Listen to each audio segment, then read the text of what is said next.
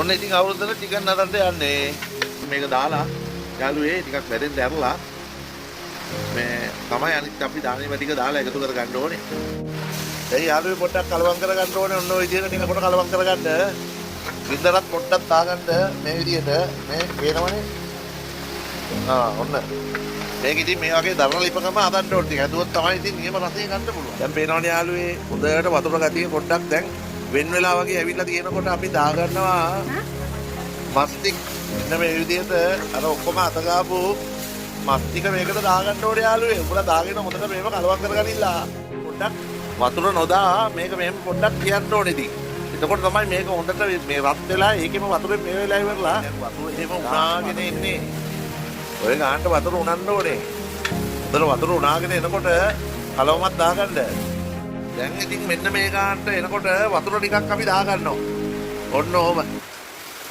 දැක්කනේ වැඩිය දාගන්නේ නැහැ. ඒ ගානට තමයි දාගන්න ඕනේ වතුර බලලා. මෙහෙම වතුර ටිකක් එකතු කරගන්න. ඔන්න ඔය මෙහෙට කරලා අර යට තියෙන දාලා තියෙන මේ අපේ අඩුම කුඩුම ටික කලවම් වෙන්න චුට්ටක් එහෙට මෙහෙට කරලා ඉතින් විනාඩි 20ක් 25ක් විතර වහලා තියන්න තමයි තියෙන්නේ. ඕන් දැන් ලුණු කොරක මේකට එකතු කරගත්තා. ඕන් ඔය ලුණු කොරක ටිකක් එකතු කරලා ලුණු කොරක ටිකකුත් මදි පාඩුවට එකතු කරගෙන අරුත් දාලා ඔන්න ඔහම වහන්න. වහලා ගින්දර එහෙමත් ගානට දාලා අපි බලමු. දැන් ඉතින් පේනවනේ හොඳට ආයි පාටට තෙල් පාටට දැක්කනේ මේ බලන්නකො ඉතින් කොහොමද කියලා.